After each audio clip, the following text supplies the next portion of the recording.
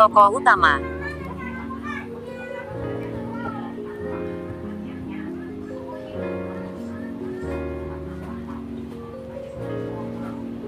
Sebelumnya di duniaku, aku adalah seorang penyintas gerbang dimensi yang ditugaskan untuk mencari dunia yang memiliki kandungan material PAINITE.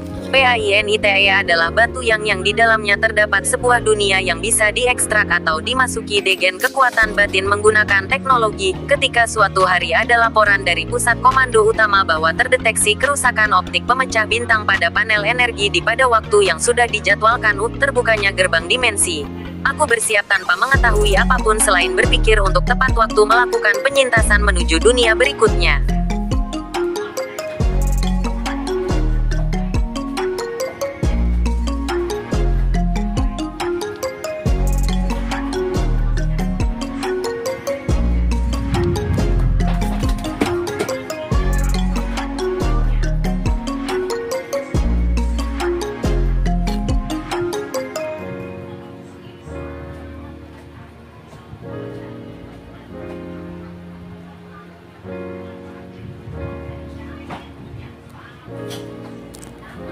Pada saat di depan pintu gerbang dimensi, aku melihat bagian bawah sudut gerbang terlihat ada kekosongan.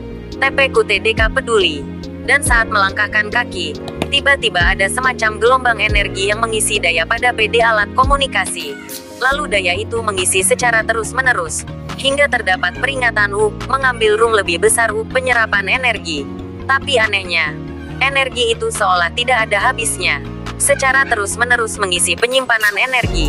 Dan yang lebih aneh lagi, penyimpanan yang dimaksud adalah tubuhku sendiri. Dan kesadaranku semakin lama semakin baik dan lebih baik. TP aku belum mampu bergerak. Nafas yang kuhirup dan kuhembuskan seolah tidak ada. TP aku merasakan bahwa aku masih hidup, hanya saja aku merasa bahwa aku berada dalam kepompong energi yang sangat besar. Dan itu terus-terusan terisi, tertampung dalam keadaanku. Waktu berlalu terus-menerus dan sampai 40 tahun di kehampaan waktu yang entah di mana. Dan pada akhirnya aku bisa membuka mata dan bergerak. Aku seperti terbangun dalam tubuh baru. Lalu sistem yang terpasang dalam pakaian penyintasku menjelaskan bahwa energi telah terkumpul sempurna, silakan melanjutkan perjalanan menuju dunia berikutnya. Tapi ketika aku memeriksa tubuhku dengan teliti, ternyata wujudku tidak lagi seperti manusia. Tubuhku bercahaya, bagian-bagian tubuhku menjadi molekul-molekul cahaya.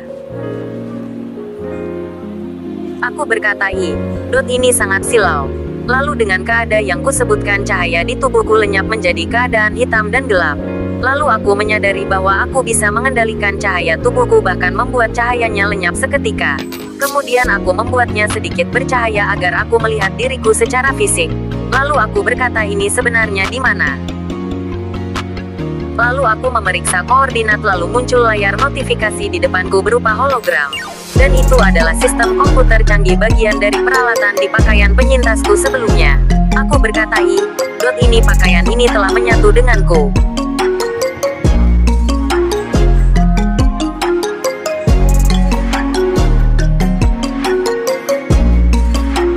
Dengan perasaan dan keadaan yang masih agak kacau, aku mencoba tenang dan mencari solusi. Mencari koordinat posisiku saat ini. Tapi di layar hologram di depanku sepertinya sedang mengunduh informasi. Hingga beberapa saat kemudian, sistem menjawab bahwa kita sedang berada di inti ruang dan waktu. Sistem apa itu inti ruang dan waktu? Tanyaku pada sistem. Sistem menjawab, inti ruang dan waktu adalah kekuatan absolut yang menciptakan keadaan apapun sesuai kehendaknya. Aku kemudian bertanya lagi, apa maksudnya menciptakan apapun sesuai kehendaknya? Sistem menjawab, dari tempat ini apapun yang diinginkan bisa tercipta, hanya cukup dipikirkan saja. Ini, biar aku coba. Aku ingin hidup kembali sebagai manusia biasa di dunia yang lebih baik daripada sebelumnya.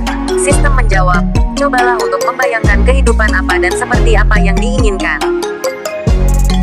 Lalu kemudian aku terbangun di tubuh ini. Yang sebelumnya aku pikirkan adalah kisah sebuah novel yang pernah aku baca. Dan inilah aku yang terbang di tubuh muda usia 17 tahun yang baru saja tamat sekolah menengah.